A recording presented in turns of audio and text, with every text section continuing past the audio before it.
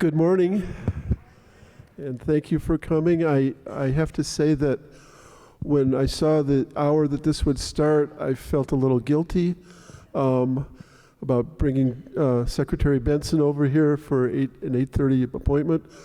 But then I read that she had once run a marathon when she was 8 months pregnant, and I figured she could do anything.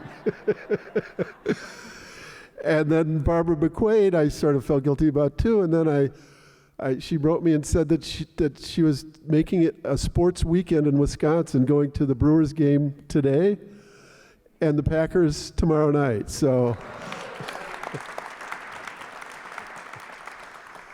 she's even more of a sports nut than my son, who's trying to set a record for how many stadiums she can go. How many have you gone to now? 36 baseball stadiums, but they keep building new ones. 36, but they keep building new ones. I got to come back.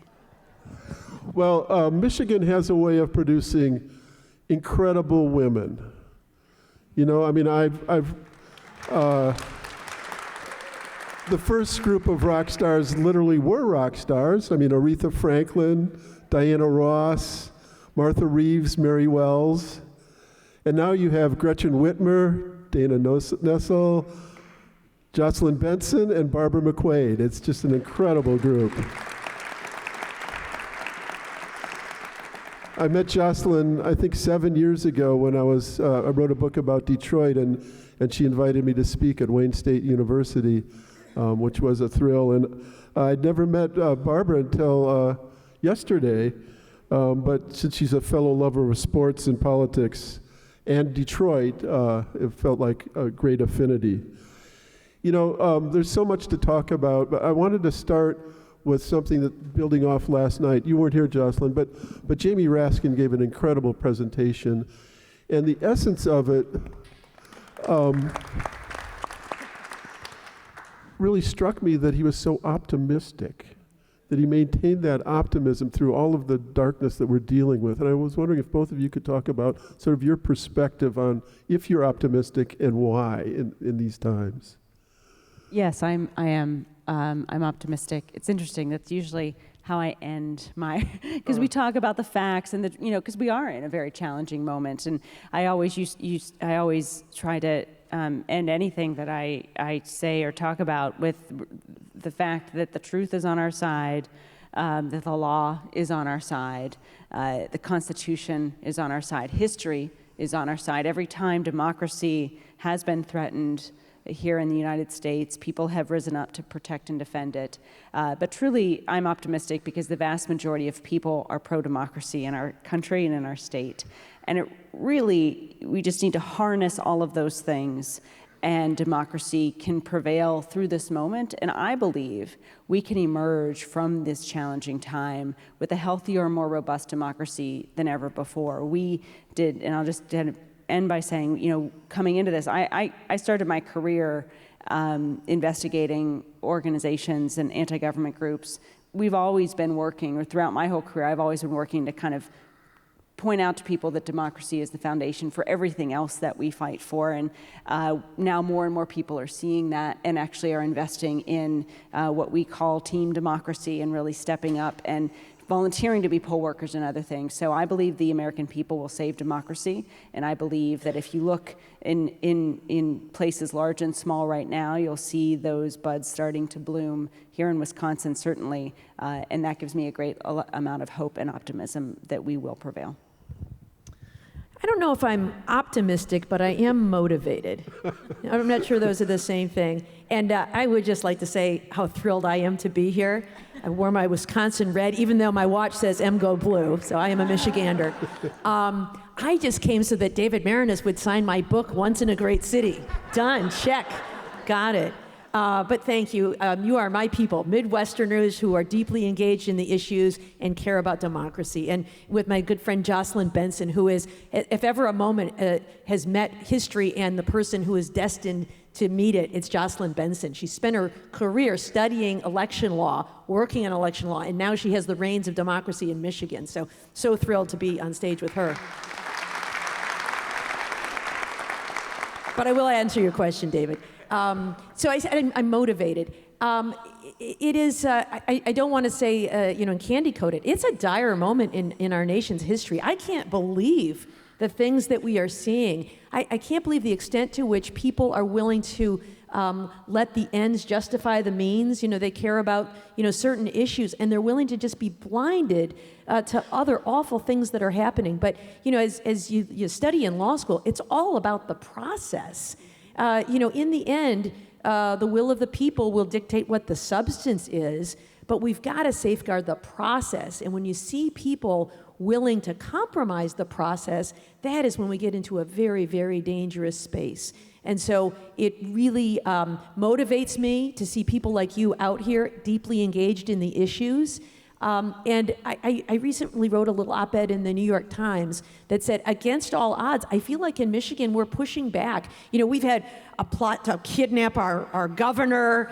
We've had, armed insurrectionists storming our Capitol and, AK-47s in the gallery of our state house. And yet, we've got people like Jocelyn Benson who have double-digit leads in the polls because the people that the other side are putting up are such pretenders and not serious people.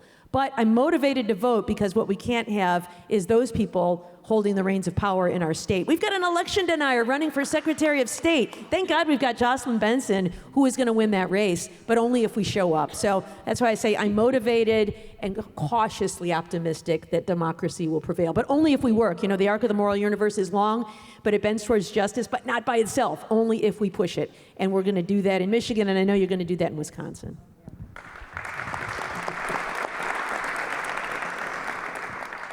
I read your column with great interest, and I was wondering what parts of it would be applicable to Wisconsin. Well, the states are really very similar.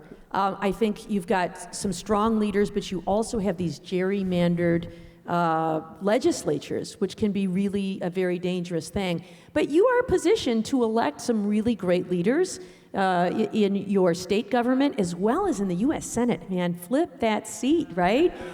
To me, that is such an important place. You've got somebody there in the Senate who is, part of this insurrection plot. I don't know how deep his involvement went, but he is certainly, as we would say in the law, a person of interest. We would want to ask some questions. But I think you also are poised to really seize back your government in a way, and what an important state Wisconsin is. Although I've been told the proper way to pronounce it is Wisconsin, right? Did I get that right? As opposed to what? Wisconsin, as we say it in Michigan. Wisconsin, right? It's better than Wisconsin, which the East Coast people say. Wisconsin. But a really important state, and so, I hope you're all as motivated as I am to get people out to the polls and vote, because you have a chance to be a really pivotal state in this year and in 2024. Well, Secretary Benson, you said something behind the scenes that sort of startled me, but which is that you think Wisconsin is the key to everything in terms of saving democracy. Yeah, I think the voters of Wisconsin, in addition to voters in Michigan and Pennsylvania and Nevada and Arizona and Georgia, really have the ability to determine the future of democracy for our entire country. But we see really Wisconsin's on the precipice in this election. In Michigan we say all the time, and it's true, democracy is on the ballot, as our fundamental rights and freedoms also are this year, literally, and through candidates, through proposals and candidates. But here in Wisconsin, if it could really tip in either direction, where you have a very clear strategy of anti-democracy forces. And again, I don't think this is a D or an R thing, although sometimes it manifests itself as that. It really is just about, are you pro-democracy or against it? And there is a clear plan in place that you already see in Wisconsin playing out in some cases to make it harder for people to vote and make it easier for people to overturn election results they don't like, whether it be in the state legislature or empowering a bad actor in the Secretary of State's office and giving them the ability to do that. So the eyes of the nation, certainly I say this as a as someone who cares very deeply about democracy, are on Wisconsin and how you all rise to meet this moment. And I know you can. I mean, but it's going to be determined really over the next 7 weeks. And I will be watching the returns coming out of Wisconsin as closely as I will be watching returns in Michigan, because I know really democracy hangs in the balance. You know, there's so many ways to think about the threat to democracy, so many different attacks on it. Which one do you see as the most crucial to deal with first? I think this idea of voter suppression is the one that concerns me the most. You know, there are statutes in Georgia and Florida and Texas that are designed to prevent people from going to the polls. That is incredibly anti-democratic. It is designed to skew the balance of power. I think that in some states, there are politicians who've realized that they can't win the democracy game. So you're starting to hear terms about, we're not a democracy, we're a republic. And removing the ability for people to vote who can't get to the polls on election day. You know, and we know from studies, if you can increase voting, early voting, you know, make it a week of voting or 2 weeks of voting. Increase ballot boxes. Hello, Wisconsin, you have no ballot boxes. I mean, my gosh, you know, drop boxes around the states. If you, you know, have the luxury of being able to take off work on election day to make sure you're at the polls, good for you. But it absolutely has a disparate impact, intentionally so, on the poor, people who work 2 jobs, minorities, and that's the goal, right? It is a reverse engineered plan of, gee, here are some people who tend to vote against our party. What can we do to reduce their ability to vote so that we can put our thumb on the scale and get ourselves elected? It's anti-democratic. It is kind of the way terrorists operate. You know, we can't win with conventional weapons, so we will have to cheat. We will use guerrilla tactics to win at all costs. And again, it's all about, you know, the process. If the ends justify the means, we've really lost what it means to be a democracy. Yeah, I would add that misinformation and lies, I think, is the greatest threat to our democracy, in addition to the way that leads to and manifests itself in draconian policies that ultimately make it more difficult, particularly for historically marginalized communities, to participate in the process. To have a healthy democracy, you need an informed and engaged electorate. And so really the battle against democracy is taking aim at both of those things, as well as enabling bad actors to potentially just wash away the results anyway, even if you have an informed and engaged electorate. But an informed and engaged electorate is the key. And so if you take out the informed part and you fill and flood the airways and other ways that people are getting misinformation with lies and falsehoods, not necessarily to always convince people of a lie, but to cause enough doubt in people's minds to delegitimize democracy itself, to cause them to doubt the legitimacy of those in power and thereby disable their ability, the ability of those in power to actually fully govern. That's kind of the strategy. So as we look at, you know, post-January 6th, the evolution of the battle we've been fighting against democracy, it's really gone along 3 tactics. Number 1, keep the lies out there. Keep the lies alive to continue sowing seeds of doubt among citizens on all sides that somehow democracy is not something that is one, or our elections are not secure or have integrity.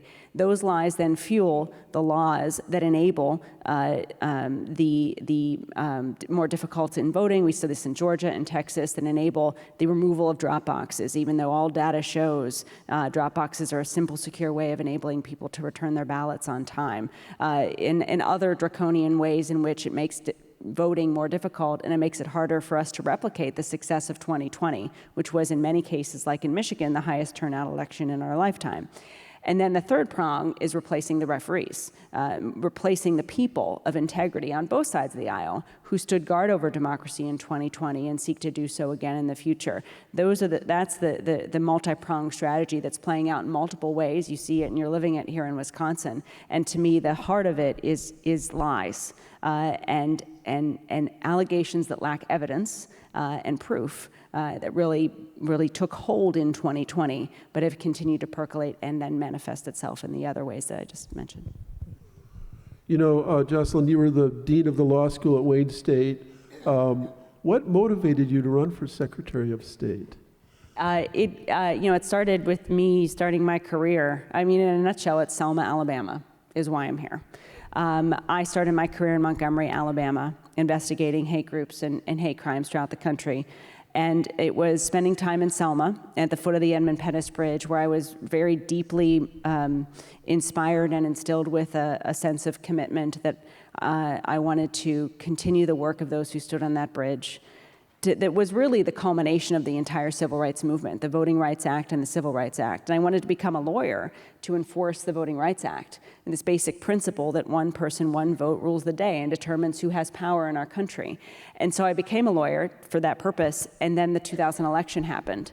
And if you remember, it's been 22 years, but we saw really for the first time how a Secretary of State, in that case Katherine Harris in Florida, made administrative decisions that impacted the results. She didn't allow a full recount to occur and things like that, that impacted the results of an entire presidential election. And then in 2004, we saw it again with Ken Blackwell in Ohio, not putting enough voting machines in Cleveland and Cincinnati, leading to hour-long wait times and many people leaving without voting. So I wrote a book on this office to communicate to voters in 2008. We choose who runs our elections. In many states, unlike Wisconsin, you have a governor-appointed election director and committee. But in many states of the country, voters choose who run our elections, and we have the power to choose people on either side of the aisle who will put voters before party. And in writing that book and in sitting down with every sitting Secretary of State in the country at the time who ran elections, I was so inspired to do the job that I thought, what if I just ran for the position in Michigan? Not thinking I would win, but thinking that will push whoever does win to take this office more seriously and actually run on good data-driven policies.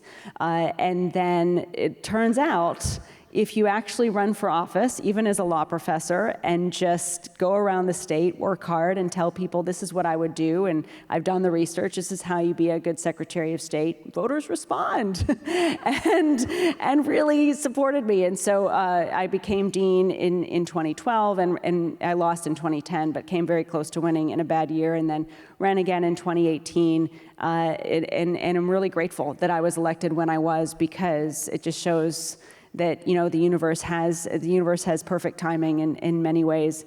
And not only did I get to oversee a great law school in the city and really turn it around and learn how to do so and run an entity and do it well, but then coming into office in 2018 on the heels of a voter amendment to our Constitution that created absentee voting, that created same-day registration, that enabled automatic voter registration in Michigan. I then got to implement all of those policies, which I'd been studying my whole life. And then, of course, the 2020 election happened, which really underscored, and I lived what I had studied and knew personally for so long, which is that at the end of the day, election administrators and people of integrity at every part of the election system enabled democracy to prevail in 2020, and we'll do it again in 24. So much for the notion of a sleepy job at Secretary of State, really, much more so than you can imagine. Barbara, as Barbara served as the U.S. Attorney for the Eastern District of Michigan, and in that job, you had to deal with some of these types of issues, especially in terms of terrorism. But at that point, it was more sort of Al-Qaeda and foreign terrorism. What did you see in terms of the bubbling up of domestic terrorism? And then we'll get to Jocelyn on that, too. So we actually did. One of the things that was very interesting is the moment Barack Obama was elected president, we began to see a huge spike in militia activity. For many people, this was the end of days. All kinds of, they call themselves militia, but they're not. They're private paramilitary groups that don't want to defend America. They want to attack America. And we had a lot of these groups, and in fact, we charged one that had plotted to kill police officers to ignite a civil war. And we charged them with seditious conspiracy, the same charge you are seeing filed right now against the Oath Keepers and the Proud Boys for this plot. And what was interesting about that, David, is the judge dismissed the case because she just couldn't believe that anyone would think they could conspire to start a civil war.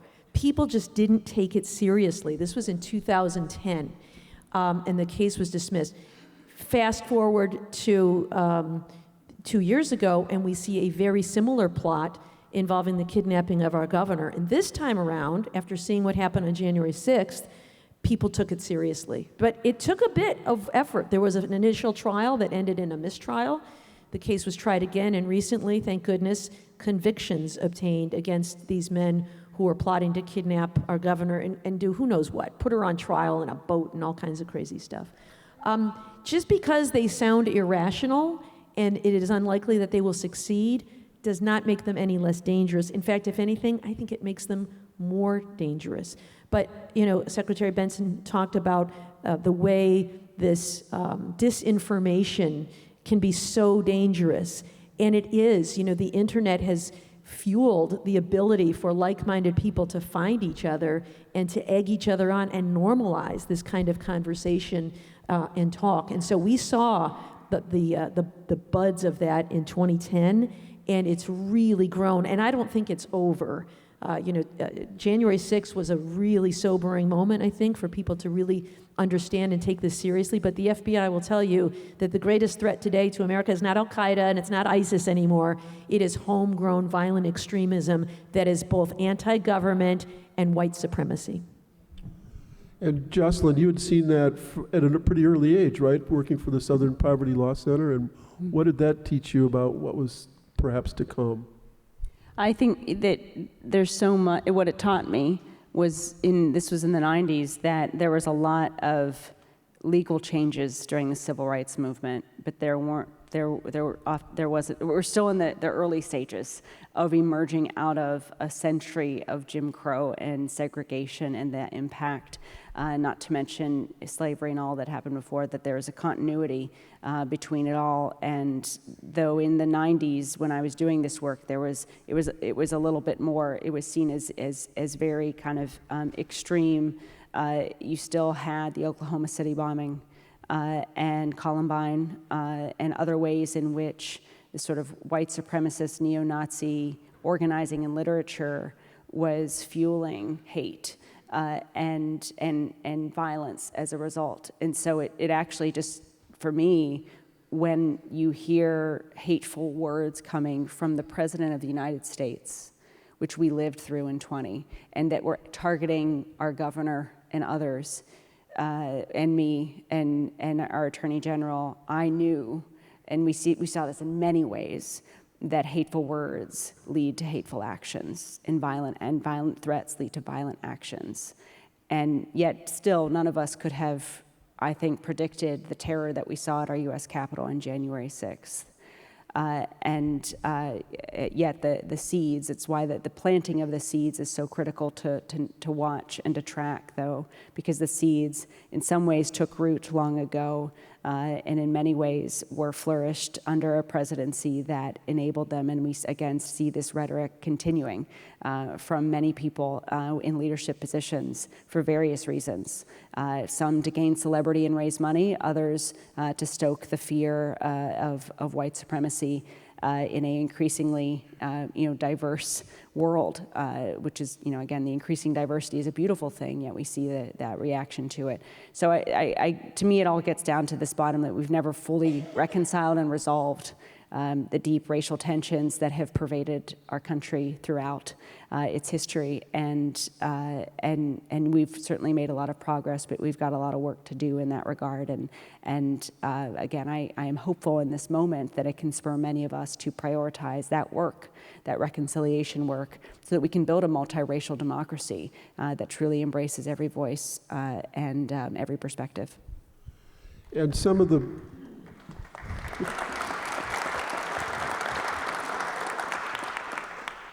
more recent antecedents to January 6th took place in Michigan. I mean, the sight of the armed thugs inside the Capitol in Lansing, and then what happened with the Governor Whitmer, and then at your house. I was really struck by the power of the article you wrote about the protests outside your house and how you viewed that whole issue. Could you explain that?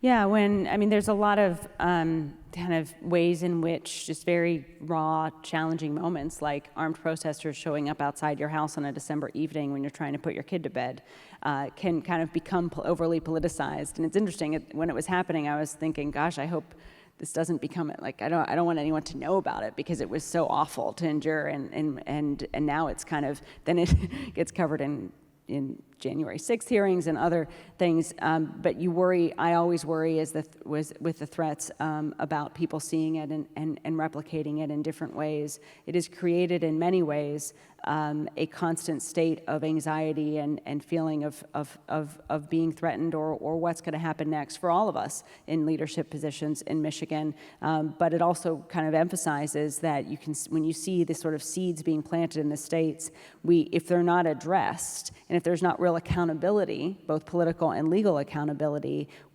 history teaches us that we have to expect it to grow and metastasize, and that's what we're experiencing today. And so I think, succinctly to me, we need to see more legal and political accountability for those who have weaponized and with weapons tried to break down democracy and weaponize their attacks on democracy in all the various ways we've seen that manifest itself over the last several years. We've not seen yet either political or legal accountability, and there needs to be, or else it's going to continue to grow. And I would just then also emphasize political accountability comes at the ballot box, and that's what, to me, this year's election provides us all an opportunity to manifest. If we see a rejection of those who make violent threats and encourage others into this violence, or spread the misinformation that then fuels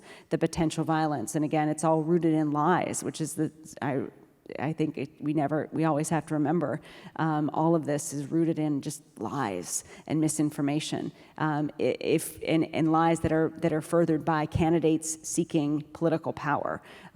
So if they fail to get that political power this fall and in the future, that takes a great deal of the threat away, I think, and then if you see legal accountability as well, which is a slower process, but I think a very important fact-driven process, then I think that's how we emerge out of this moment, and we see a lessening of the threats, at least bubbling up in the way that we've seen it manifest in Michigan and nationally. What was it like for you inside the House that night? Yeah, I guess that's probably what you asked me to talk about. No, that's all right. You're a politician, I understand. Yeah, my piece in the New York Times talked about, I also believe in people's right to protest, but we also have to recognize that there's a line, and when it's fueled by misinformation or when it leads to violence, there are challenges.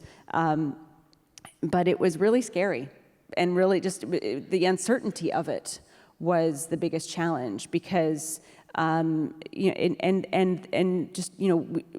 got a call from the Attorney General at 8 p.m. On that night saying, we have some intelligence that there's going to be a crowd gathering at a female leader's home tonight. And the way they got it was there was a Facebook post that said that someone was that we were all gathering at her house tonight. And we kind of deduced, is it yours or mine? And we don't know, and so we'll find out. But we would call each other once we knew. But it was really interesting, because was a happenstance. Someone saw a Facebook post and reported it to the police, that we even had early knowledge of this. Then a little bit before 9, I started to hear noise outside my home, and I got this pit in my stomach and thought, it's my house. They're coming here. And I called Dana, and she then let Michigan State Police know.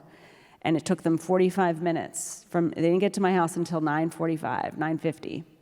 And for a good 45 minutes, it was just a neighborhood security officer standing on my porch, in between this mob of people and me and my husband and my 6-year-old, or then 4-year-old son.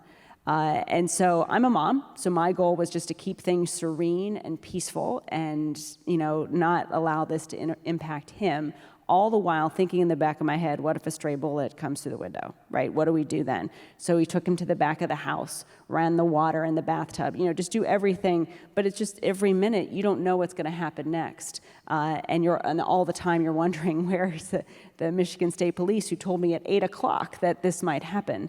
And so eventually, thanks to the mayor and the chief of the Detroit Police, by the way, there is a Detroit police station about half a mile from my home.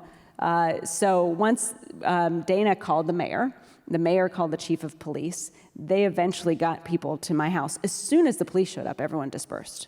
And so there was also this feeling of just, we could have mitigated. Thankfully, nothing ultimately tragic occurred, but this all could have been mitigated had there been a quicker response.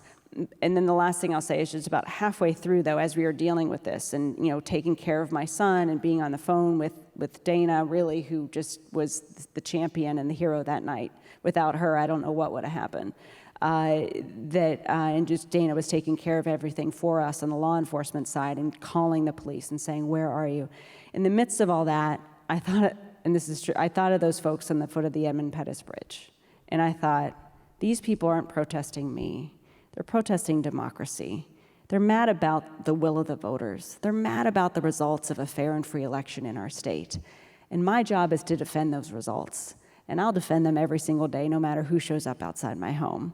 So I found actually a lot of strength in that moment that was very scary and uncertain to just dig deeper. It actually emboldened me to do my job with even greater pride because no amount of armed people are going to come at me to try to block the will of the people of Michigan and not on my watch. And so, that was the essence of it.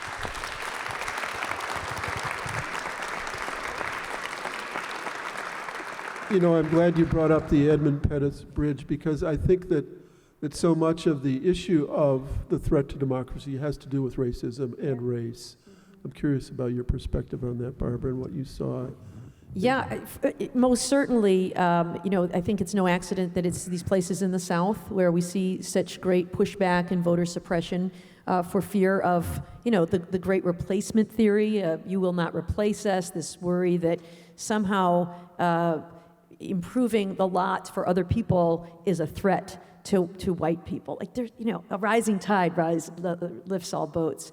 But I am very disturbed by this trend of threatening violence against public officials. And it seems to me that it is female public officials who really get the brunt of it. I know Mayor Lori Lightfoot in Chicago has had a lot of it at her home. Seattle Mayor Jenny Durkin had a lot of it at her home. Prevented her from seeking re-election, by the way, because of protesters every night and people who have children in their homes just say, I want to serve, but I can't put the lives of my family in danger.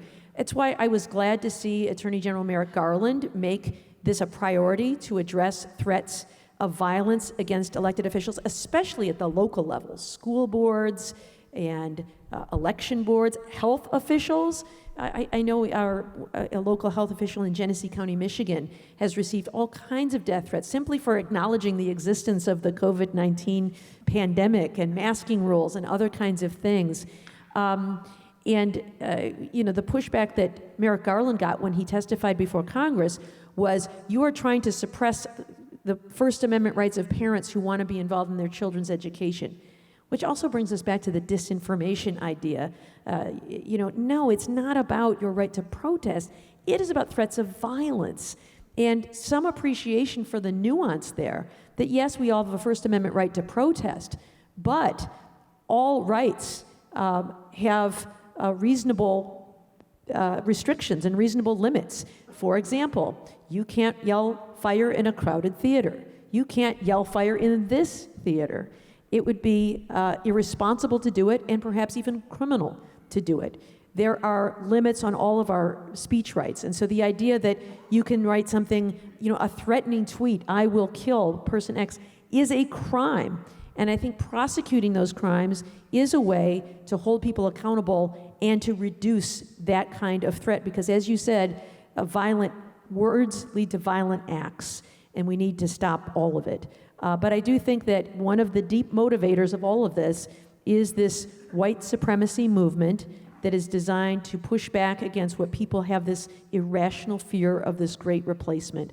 And we need to educate people that helping one group does not necessarily mean we have to diminish another.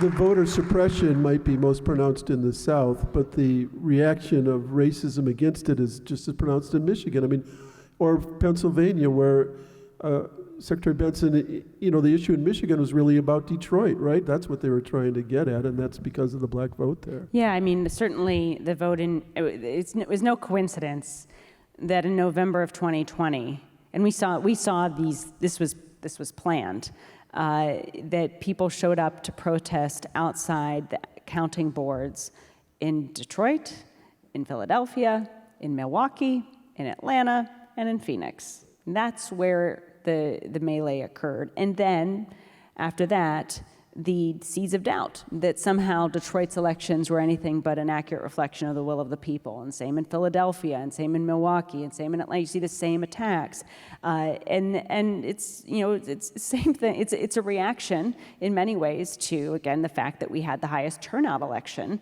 in history in 2020, and you saw a significant number of young people and people of color in previously marginalized communities participating and voting in record numbers. And now what has happened? Well, a lot of the ways in which we've opened up the system to make it more accessible to all have now, in states like Georgia and Texas that are really at the forefront of becoming increasingly diverse, which is a beautiful thing.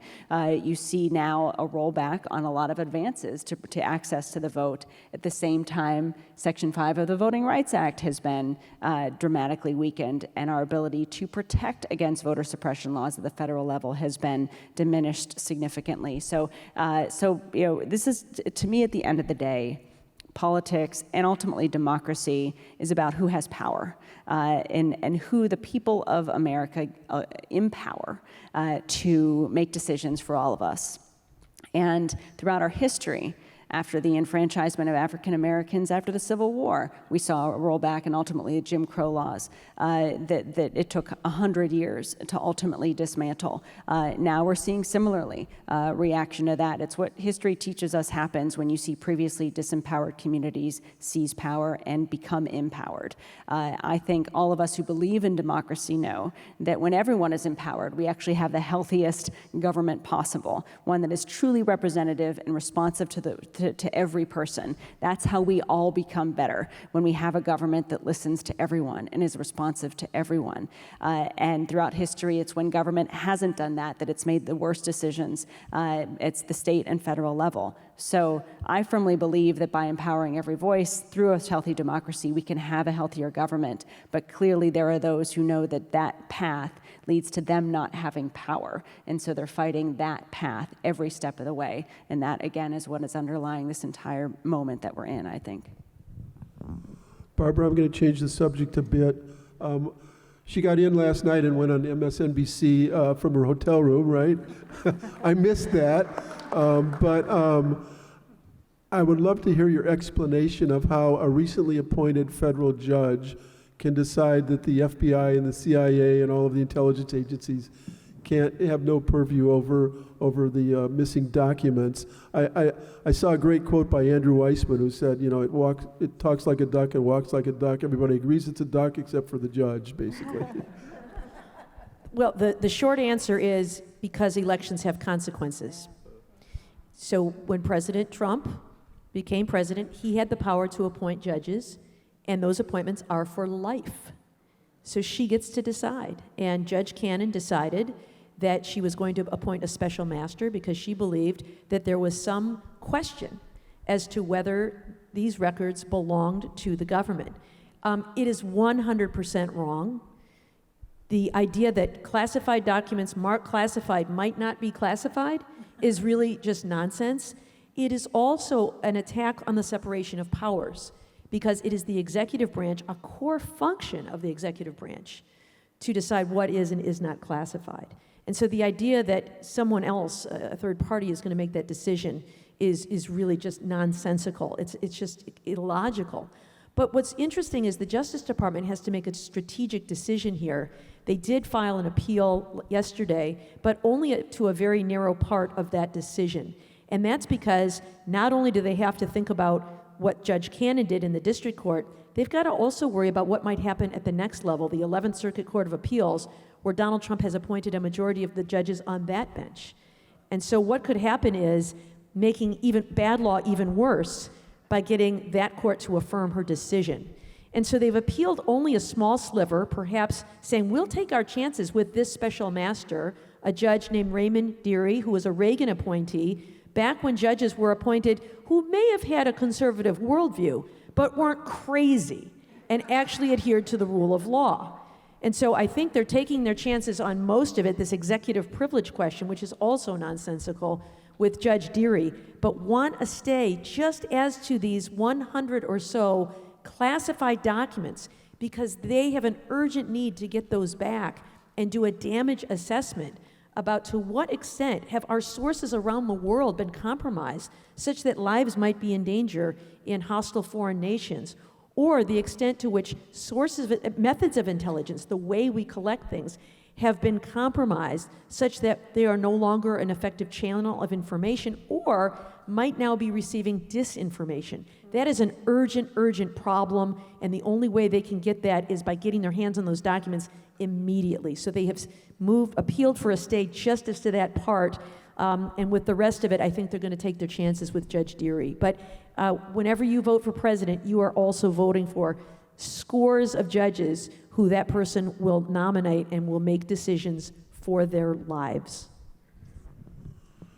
You know, I'm also interested in the issue of fake electors that we had here in Wisconsin. What should be done about that, both of you, on that issue? Well, it is potentially a crime, and I'm glad to see the Justice Department has, they haven't acknowledged all the things they're looking at, but this is one aspect they have acknowledged they are looking at. And I know they have seized phones from a number of these people, which is a treasure trove of information, by the way. That is the best way to get to what's really going on and proving intent when people are exchanging text messages. And when people use encrypted applications like Signal and WhatsApp, you can't get those from the provider. You have to get them off the phone. So that is what tells me that they are looking very seriously at that fake elector scheme. But of course, it's Wisconsin, it's Michigan, and I think it's a total of 7 states where these fake electors were being used. And, that's the plot. The idea is Mike Pence says, I guess I don't know which set is the real set on January 6th, so I'm just going to throw out these 7 states, swing states, won by Joe Biden, and then when we count the rest, looks like Donald Trump won, so I declare him the winner. I mean, that was the plan, which I believe can be part of a conspiracy to defraud the United States, and that's where I think this investigation is likely going if they can put the evidence together. It's an enormous task to tie together all those threads. People say, why haven't any charges been filed yet? Because it's an enormous case, but I think they're looking at that, and I think that's potentially where that evidence leads. Yeah, stay tuned, I would just say, on that, in terms of legal accountability. But I would say, in what Barb really underscored is how, what the fake elector scheme was actually doing was throwing out legitimate votes of American citizens and replacing them with a falsehood of who won a state's electoral votes.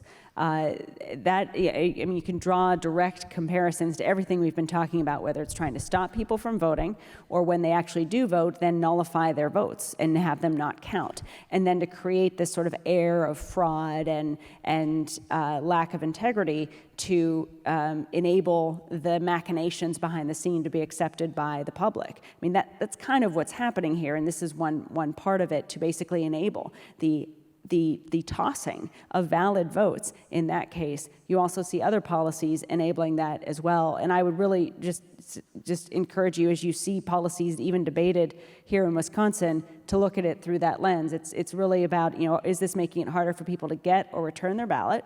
Or is it making it easier for corrupt officials to toss valid votes if they don't agree with them? And that's what the elector scheme was really about in a horrifying way. And I will be continuing to cooperate with all entities that are seeking legal accountability for those, what I think are very clear anti-democracy, un-American efforts. Yeah, getting back to that first issue of protecting the vote and democracy, Wisconsin and Michigan are somewhat different in terms of the power that you have versus here, but what are the best lessons that Wisconsin can learn from what you are doing there?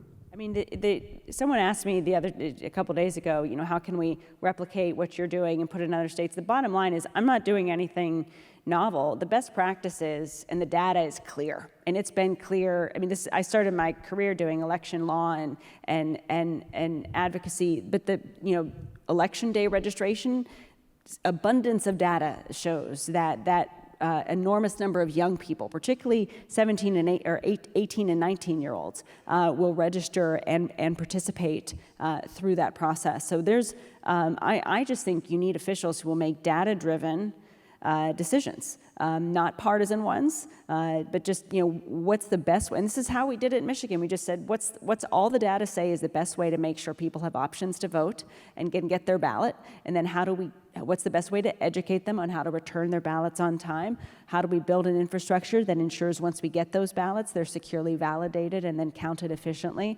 And the answers are all out there. They're ones I've studied and many academics have talked about for our careers.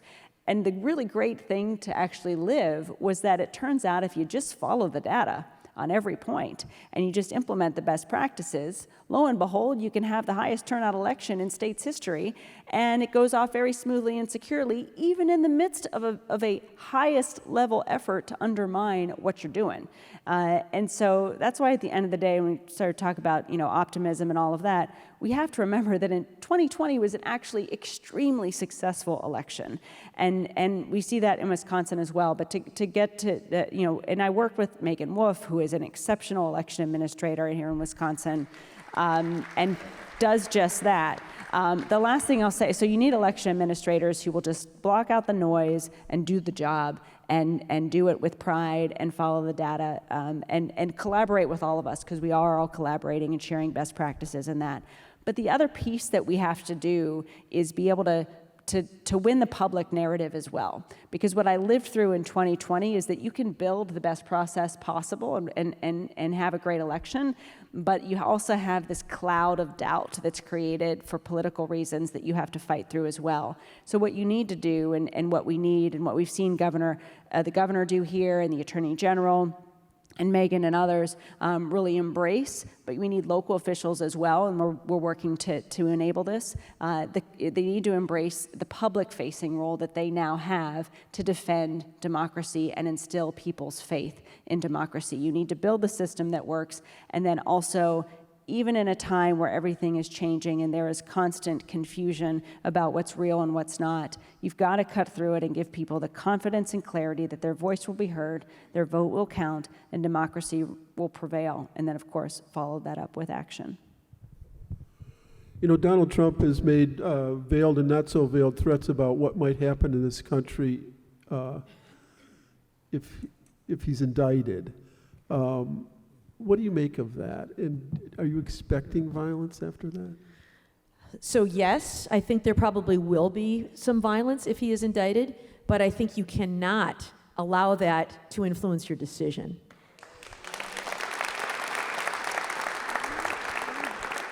I think those statements, and we've heard Lindsey Graham repeat them as well, is almost a warning shot to the Justice Department that you better not do this or else you will unleash this violence. I mean, if we succumb to that, the threat of violence, we've really lost the game. Holding people accountable is what the rule of law is all about. And I think if the evidence can make the case, it is such a serious, egregious crime to try to undermine democracy. I mean, it is really a coup attempt. Prosecutors have discretion about making charging decisions. Just because you can charge someone with a crime doesn't mean you do. Prosecutors also weigh things like, would it advance a substantial federal interest to file these charges? And I think not filing charges in a case that is this egregious would really be a mistake. Maybe the evidence isn't there and they can't put it together. That's one issue.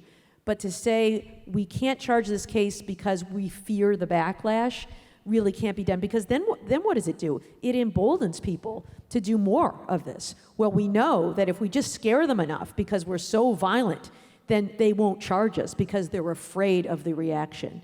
And I don't think you can succumb to that. You can't negotiate with terrorists. And I think that if the evidence is there, this is a case, the January 6th case is the one I'm talking about, and I think even the Mar-a-Lago documents are two cases that you just cannot decline to prosecute.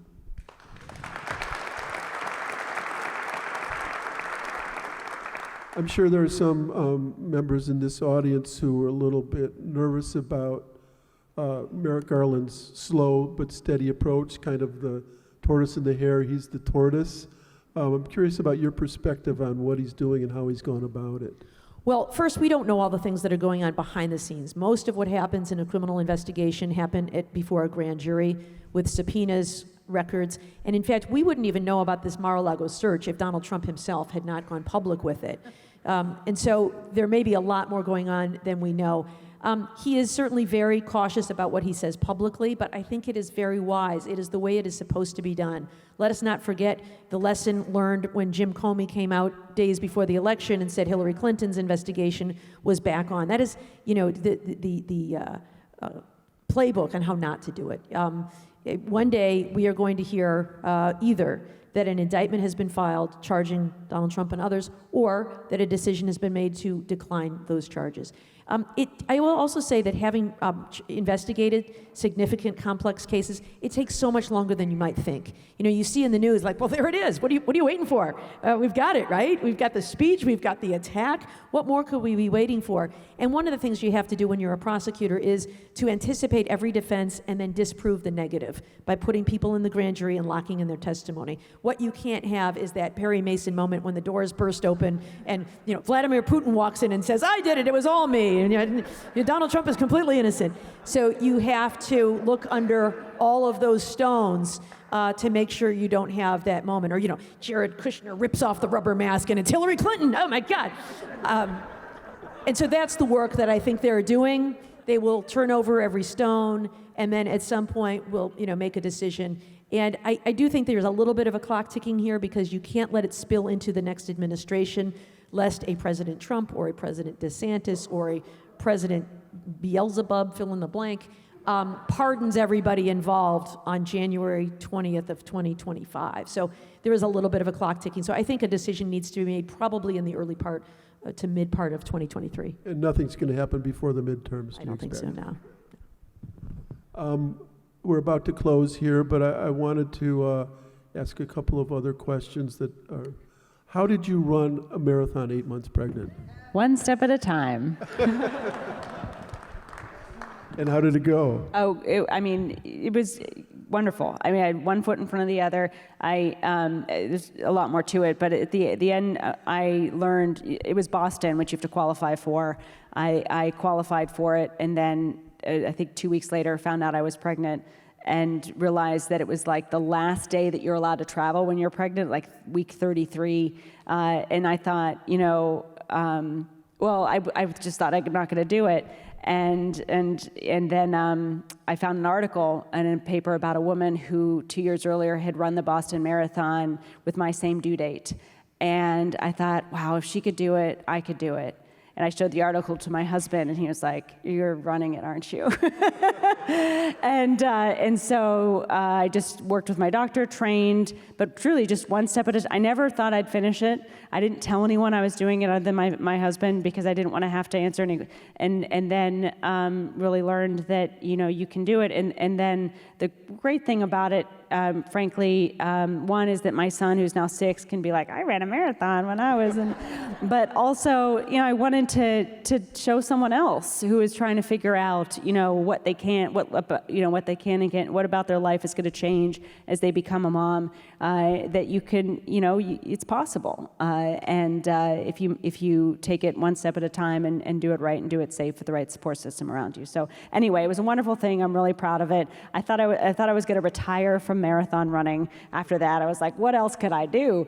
And then I have not. I still love running. And now I ran the Marquette, Michigan Marathon recently, and my son always jumps in now and runs across the finish line with me. So it's a wonderful thing. I think running is a great physical way to remind ourselves that we can continue to endure and push ourselves to achieve things that we may at the beginning think are impossible, but that are indeed possible.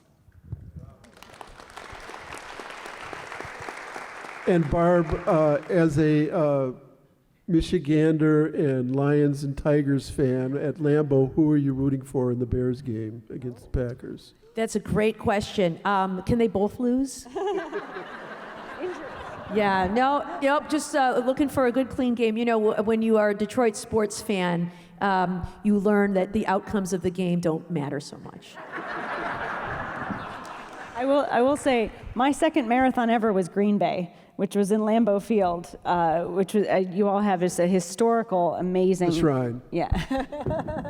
Well, thank you both so much. This was really great.